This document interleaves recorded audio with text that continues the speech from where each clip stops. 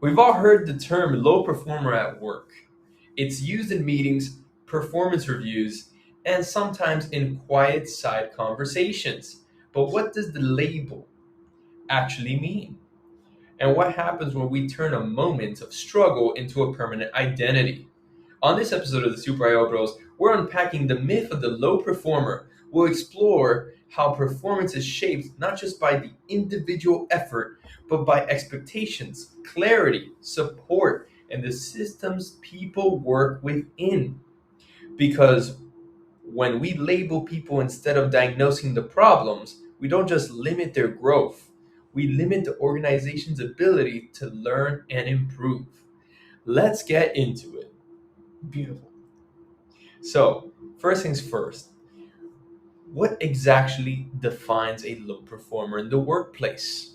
So I think we kind of have to be careful with that term because for me, a low performer isn't someone who's like unliked or just has a negative attitude, but is someone who's just not meeting clearly defined goals and measurable outcomes. Mm. And I think this could appear in a multitude of different ways and affect the team in general. Yeah, I think it's important to add on to your definition, not meeting the clearly defined goals consistently. I think that's what truly like defines a low performer. I think it's a little bit difficult to like hit the nail on the head and exactly say this is what makes a low performer, but I think that's as close as you can get to it. Like saying someone who's consistently not meeting the mark for X, Y reason. But I feel like the term low performer in and of itself is an umbrella term because there's just so many different facets to it that could be leading to somebody being deemed a low performer. Like maybe they're on one week they're not meeting deadlines, on another week they're just showing up late to work, on another week they're just not communicating effectively with the teams. Like there's so many things that comprise the term low performer that it's hard to just say it's one thing, but I think that's the most important thing, that somebody is consistently not meeting the mark to be deemed a true low performer.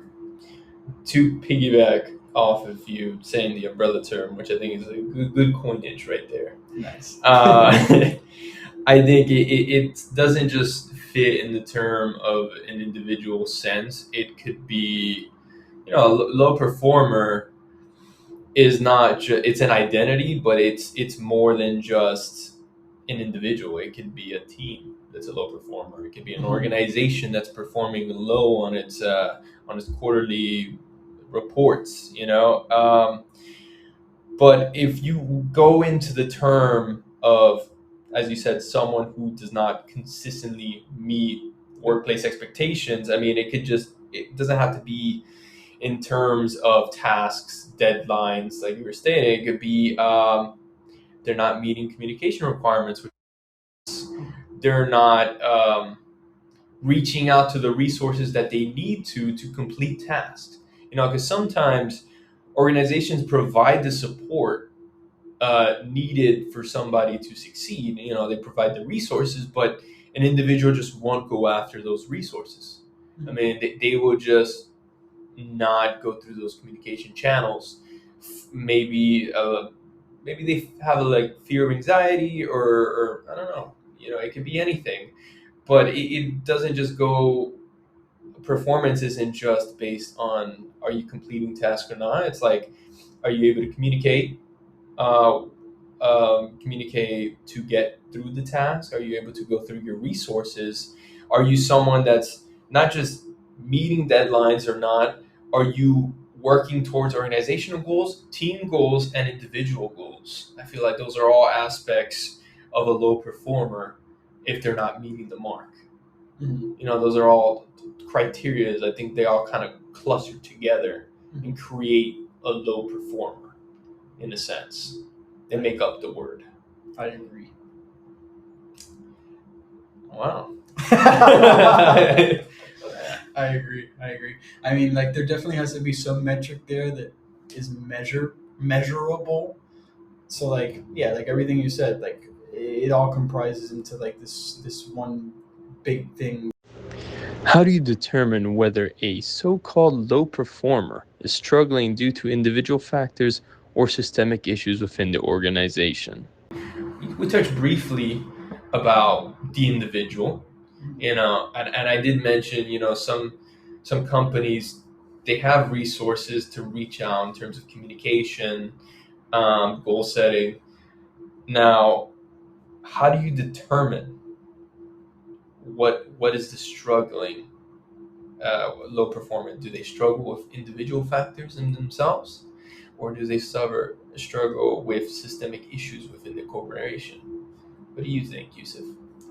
I think one of the first questions I'd ask to figure this out is, are other people in the same role struggling? Is it a common occurrence? Yeah, because if the answer is yes, then that's most likely going to be a systemic issue. Mm-hmm. But so that could be the training is weak, or the goals or expectations aren't clearly written down or measured, Mm-hmm. or maybe the workload itself is unrealistic. But I think it has to do with just overall, maybe the expectations aren't really being aligned. Okay. So I feel like in order to find the root cause, you kind of had to approach it like a surgeon and like create a diagnostic in a sense, because I feel like this is like a gray area. It's very murky. What one person could deem is an individual factor might actually be a systemic factor. So let's say that we have a new hire who comes in and he's just consistently off the bat not meeting the mark. And we might be thinking, oh, just individually his performance is not there. Maybe we hired the wrong guy. But perhaps we didn't onboard this person properly off the bat to begin with. Maybe he doesn't even understand like what his role is. Like his role clarity just might not be there. He doesn't understand how he has to fulfill the tasks and the way to go about it. So what we might think is, an individual factor actually in turn is a systemic issue. And what we might think might be like an individual factor. So let's say we have a high performer who consistently always meets the mark. We have the inverse now. And all of a sudden, his performance takes a big hit. We're going to look at it and we're going to be like, oh, this must be something's going wrong at home or something like that, because, he's always on top of the game. He's always on the ball. But maybe, we just implemented a new system into the workplace, and what used to be a high performer, we didn't train him properly on the system, or maybe he's just a little bit unfamiliar, uncomfortable. He doesn't want to stick his neck out and be like, hey, I don't know what I'm doing here. That might be causing the hit in his performance, and what we thought was an individual factor actually is once again a systemic issue. So I think it's a little bit murky. I think you have to be careful. It's kind of like a big it depends, like it always is. And I feel like the only way that you can really go about getting to the root cause is like just having a conversation, having a one-on-one with the person to kind of just nail it down. That's the only way, because if not, it's just too vague to look from the outside in. Yeah, I think it kind of deals with an efficiency standpoint. I feel like at the end of the day, like you said, they're meeting the mark. They take a big hit. Maybe there's a new software update. Mm-hmm. I don't know. Maybe there's a whole entire system change. Mm-hmm. And they're having a hard time adjust to it. Yeah. And for us, where I feel like individual factors, it could be like, individual factors could be coined to, in terms of efficiency, to experience. Like, for example, in UPS, if you're an aircraft mechanic, and how they measure, performance, and obviously aircraft comes in, they service it, they got long hours, sometimes they do overnight, sometimes they do 3 a.m. to like 3 p.m., long shifts, and you're servicing planes because planes are in and out. You're at the airport, you don't really got time. It's like quick fixes. If it's a big fix, the plane never gets sent there. It probably goes to someplace up north. I don't know. But for this example, based on my experience, I'm not an aircraft mechanic, but You're not? I'm not. Shock. But I know one. So more experienced aircraft mechanics are able to service planes in like an hour, one plane per hour, which less experienced guys are able to like service a plane for like a whole work day, probably like one or two planes. So, and it's not because of it's in that sense, it's not because of an efficiency thing. They're all performers. It's more of they lack the experience that the more Necessary to function the that older high. guys got. Exactly. You know, they've been there longer. They know tricks. They know how to go to it. You know, I mean, sometimes you got to turn off the planes to make sure you're not electrocuted. But if you're really in there, you got to experience. You go in there with the plane on. You know, you can just do it, and you Don't just tell OSHA. don't tell. Don't tell OSHA. It's a good thing it's not going up.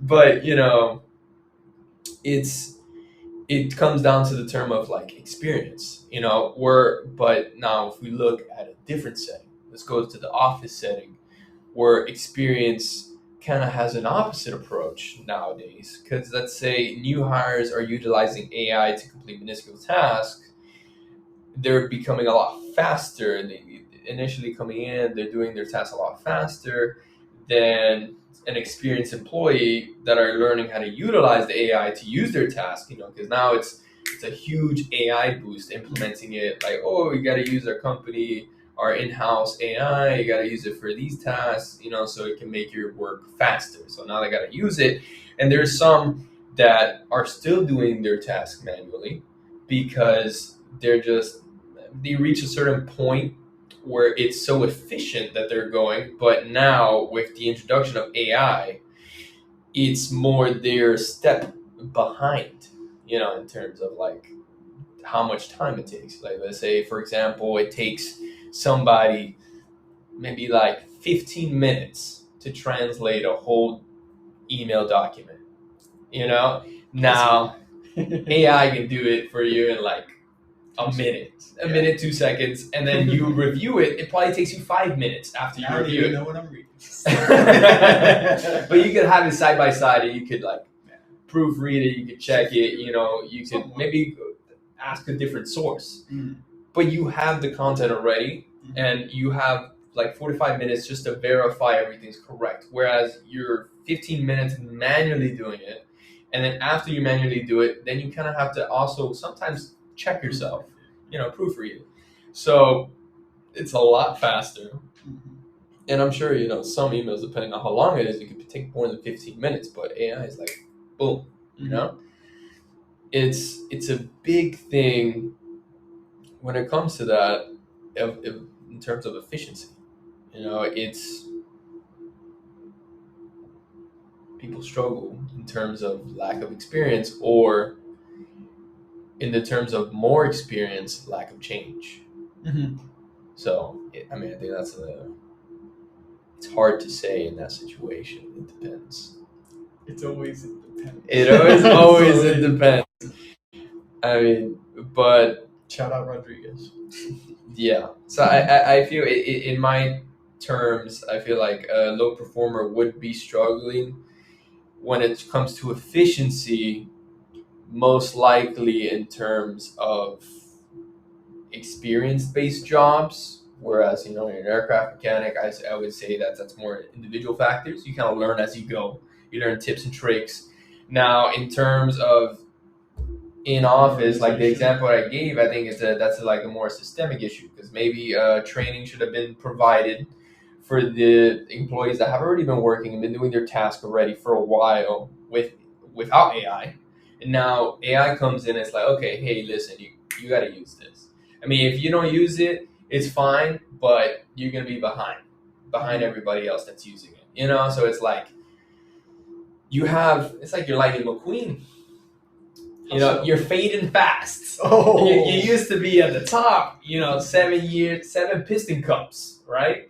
Should have been 8. Should have been 8 if you didn't give it up. They say the same thing about Lewis Hamilton, but guess what? All those new generations just came in, blew them out of the water. Now, Lightning McQueen didn't adapt to the AI. That's why he gave it to The new blood. the new blood, Mhm. someone that took it in. Now, you're working a job. You're trying to feed a family. You know, you can't just give it away to some yellow car. So what is she, a Porsche? She is a Porsche. You can't just give it away to a Porsche. No. You gotta keep your toes on the ground. You gotta learn what you gotta learn. My bad, your wheels on the ground. Yeah. You gotta learn what you gotta learn, adapt. Mm-hmm. But how can you adapt efficiently? Because my conversation about this question is efficiency. Yeah. So in this case, it would be a systemic issue. Mm-hmm. So I say it kind of depends. It could be an individual or a systemic issue, but it all comes down to efficiency because that's the easiest measure for companies. Mm-hmm. That's what I would say. Yeah, I think even like there's definitely identifiers like you just mentioned and like you mentioned, but I feel like even with the identifiers, I think we just have to be careful and we can't like be hasty and jumping to the like a conclusion because I mean we'll get into it later, but I just feel like it's such a sticky area and you don't want to like misidentify what could be the root cause. So that's why I feel like it's best to like in determining like the so-called low performer, like what it is that's causing it, like you just have to be really careful. You have to approach it like almost like trying to put yourself in their shoes kind of thing. Like Even with the efficiency thing, maybe it's just not about, maybe it's just there's a handicap that they're dealing with. I guess what I'm trying to say is back to the surgeon thing. We don't want to like misdiagnose the problem and make a bad thing even worse. Yeah. So it's just like a really sticky area, and like we've already mentioned 2 times now, it depends. So like we just really need to be careful when we're trying to like. But I think it's I don't think it's uncouth to. What's uncouth? You don't know what the uncouth is? No, I don't think that's common knowledge. But all right, guys, we're back. John was being very uncouth. Very we had to go on figure out what uncouth was for Johnny boy over here. But we're gonna move on to question number 3. What are the unintended consequences of labeling someone a low performer? Now, I have here in my notes, in all caps, uncouth. a huge morale effect. Uh-huh. It makes it real, all right? Like it becomes a statement that makes it real for the person. Let's say you just somebody, you get your bagels every day, you go to work, you're like, I love work. The tasks are hard. I barely get it done, but I love it. Now you go into your performance review. They look at you. They're like, hey man, notice you complete every task here, right? But you're barely making the deadlines. Mm. Kind of a low performer right now. We need you guys. You need to step it up. Yeah. Mm. How would you feel? How would you feel? It depends on how much I care, I guess. If Well, I'm doing my in job, this scenario, you care. in this scenario, I care. I'm offended. I'm appalled. Uncouth.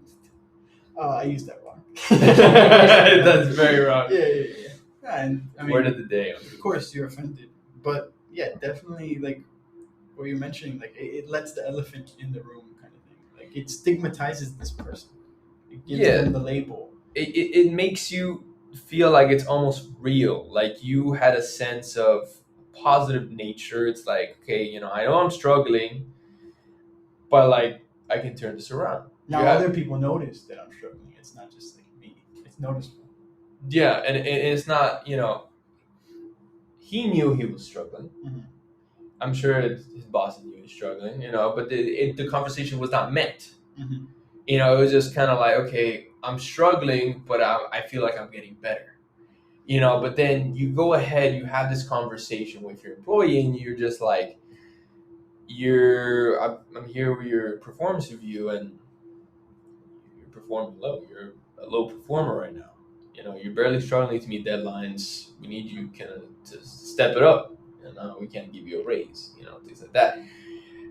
Already incentives out the window and motivation out the window too. If you think about it, you kind of it's a demotivator. You were motivated to be able to catch up and jump where you're lacking. Mhm. Now, with that sort of negative connotation, it makes the negative connotation into a negative reality. Mhm. It's like, oh, I'm a low performer. Yeah. Instead of like, these are certain things that I have to work through that I already know, but it's like now he's just saying, overall, dunzo, buddy. You're a low performer. So even in aspects that you are performing good in your daily tasks, now you're already thinking to yourself, damn, I'm performing low on this too. Mhm. And then you might start, as a morale effect, you might start performing low on those tasks that you're performing great in. Just because maybe there's certain tasks that you're not that good at, like you were mentioning earlier. They could be very good at certain tasks and very bad at others. That's my take on it. Yeah. I definitely feel like it could have like a inverse effect. It can definitely backfire once you label somebody as a low performer.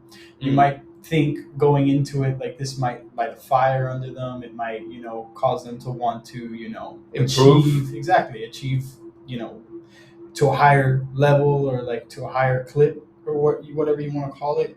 But like you said, it might just become a demotivator. It might be the complete opposite. It might make this person who maybe wasn't a low performer to begin with, maybe there was systemic factors that were affecting the performance or individual factors that were hindering them. It wasn't actually their ability or inability to do the work.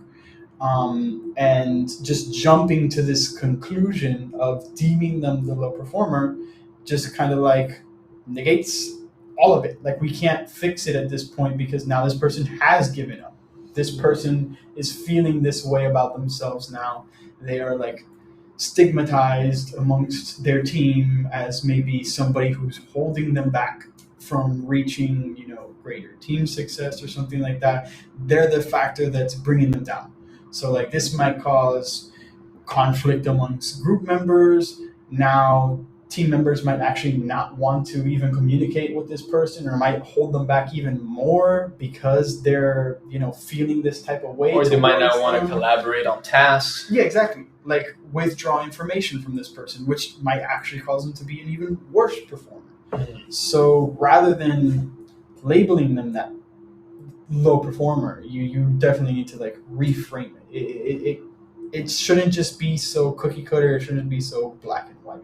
But yeah, that's the negative. I think it can also kind of create like quiet fear in teams kind of spread in the team. So people can view like, oh, this person's a low performer because of these like undermeasured goals.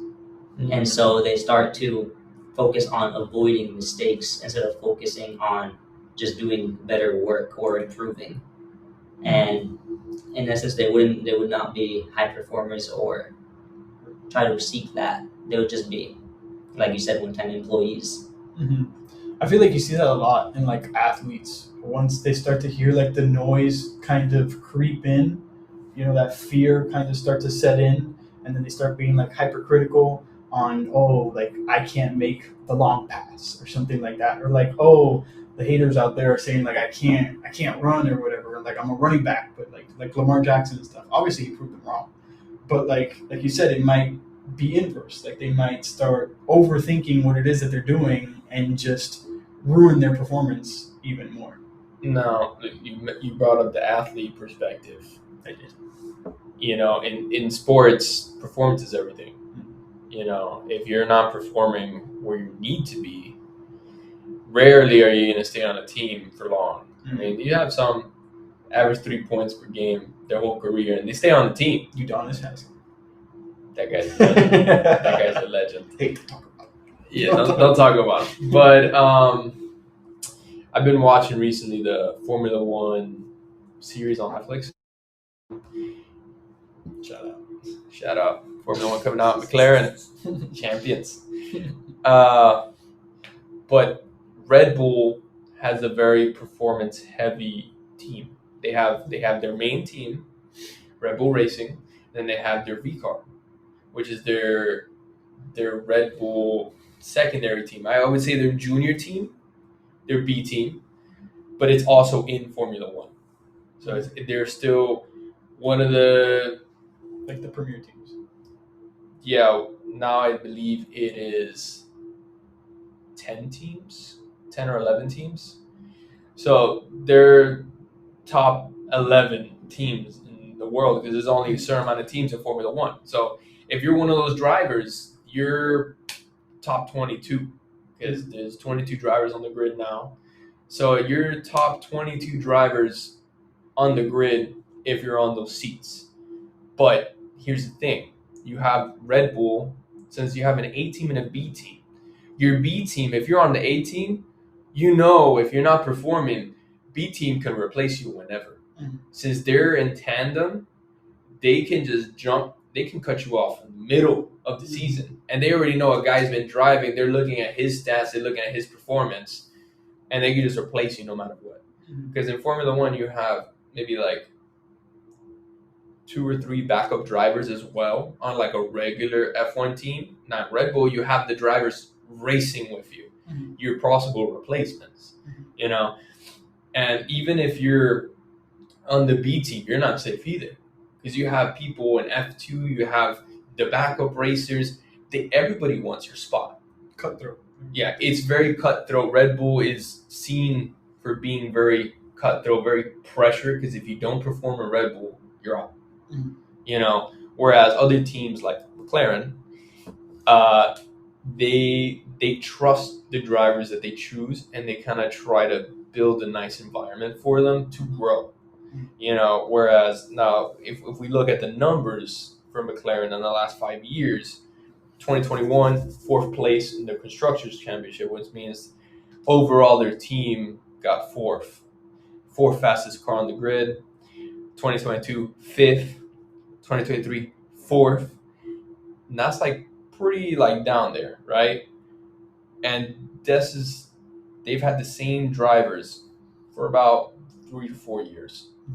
Now the last 2 years, first and first, they built up their drivers, and when their drivers got a good sense of like experience and ready to drive in terms of performance without that pressure, they're like, we're banking on you. We'll build you up, give you that experience. We'll make you into champions. Now we'll provide you a car. You know, main focus was the drivers first.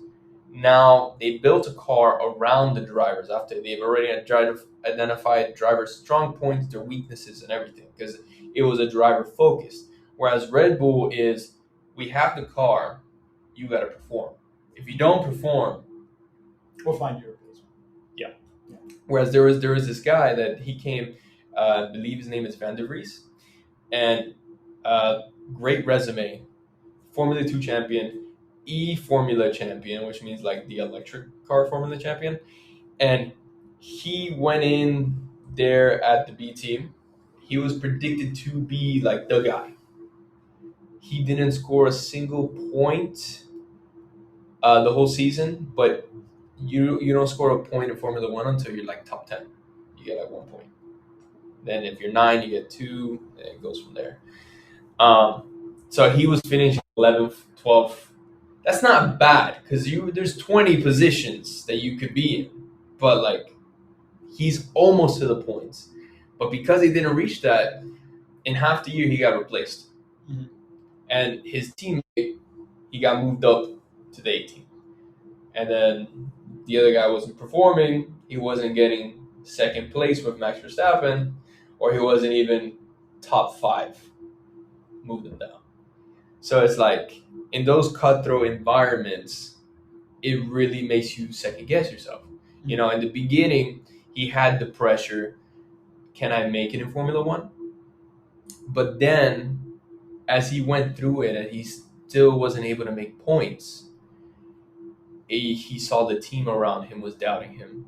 he saw like, okay, they need me to perform, but I don't feel like I'm getting, the support needed for me to grow. I'm coming off electric cars, so now I have to learn how to really function in a full, highly powered engine. Yeah, so it just goes back to, is it the individual or is it systemic? Yeah. Now, when you said it though, when you say you're a low performer, because he was told, it makes it real. It adds pressure. It allows for mistakes to happen. As you were saying, Yusuf, it allows for mistakes to happen because it becomes the person's identity in many cases in a high pressure situation. Because nowadays jobs depend, but a lot of mistakes you do can be a costly mistake in the future. One comma missed can be $1 billion error in the future. In DHL, if you miss one sort of shipment, like one sort of item in the shipment, it could ruin the whole entire shipment. The accountability for it, the cost deduction, the tax purposes, everything. So it could be even stolen. like it could be, somebody's like, oh, it's not here, extra, we'll keep it. So it does. High pressure situations are everywhere, but when you make it a reality by calling somebody a performer, that's when the pressure really starts to sink in and mistakes happen. And that's when the person starts to identify more with themselves, because you could have mistakes back to back. Everybody's human, right? Sometimes you're just in a funk, but you got to get out of it. Now, if you constantly have this pressure of this title on your name, is like, oh, like I might be in the ringer, or like you think of something that you wanted to obtain, but you might not obtain. It's like, oh, I really wanted like a raise, but I might not get one if I'm not performing. They said I'm a low performer. So just thinking about what you don't have or what you might not get as a result of the conversation is already a negative. And calling somebody a low performer creates that negative.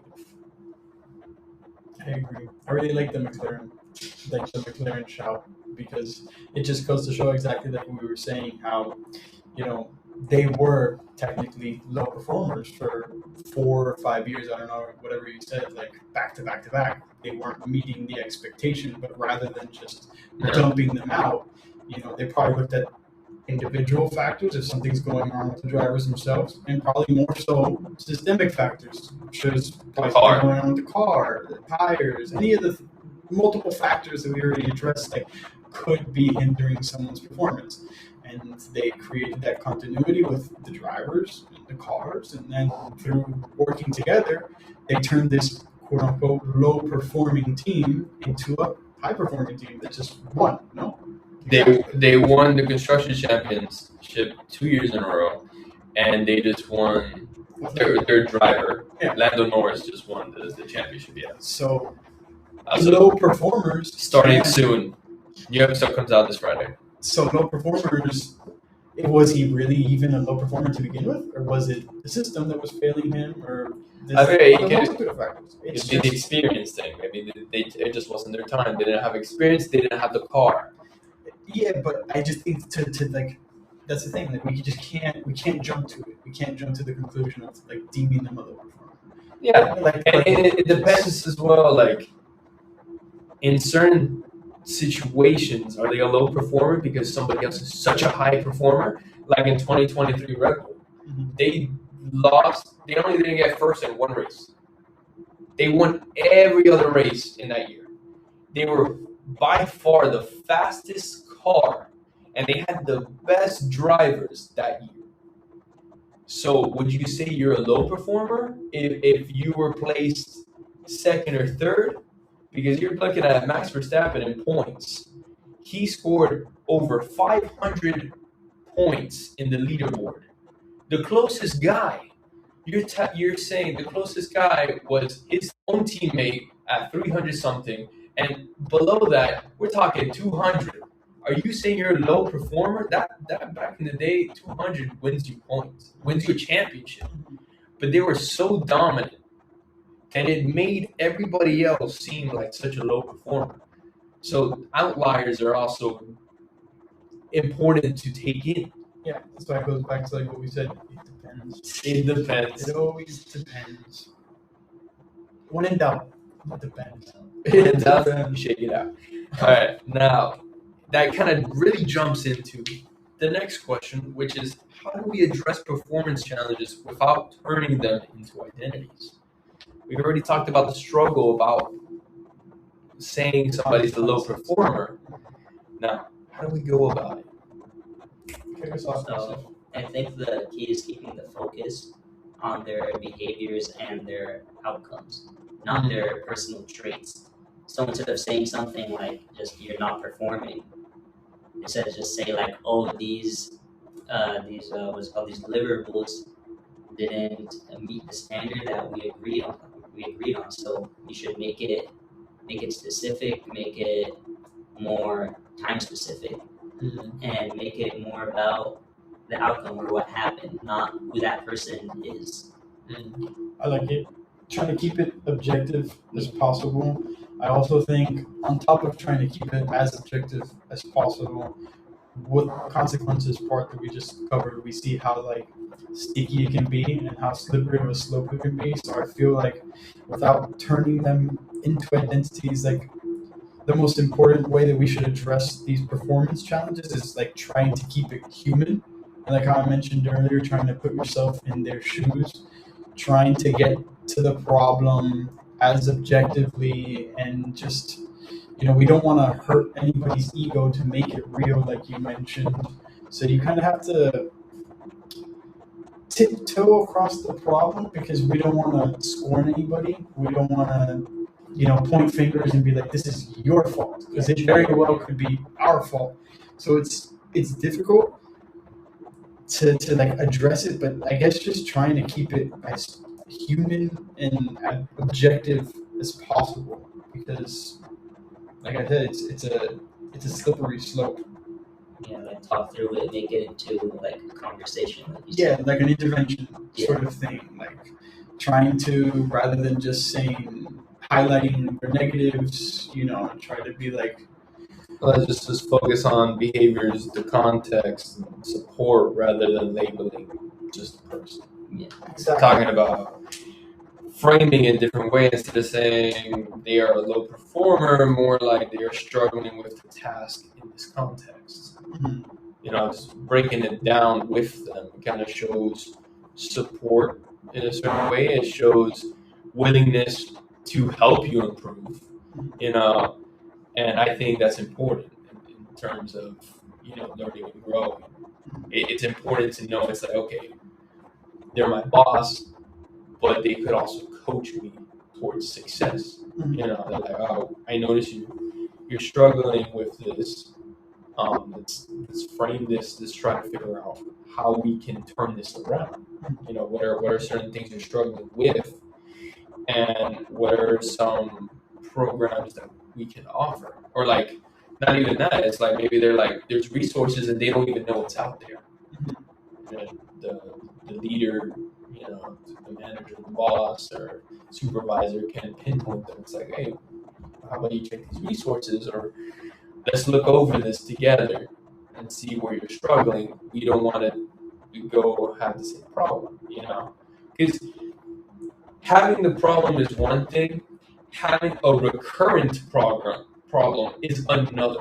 You don't want a recurrent problem. You don't want them to be recurrently a low performer in a certain situation of their job, in a certain task.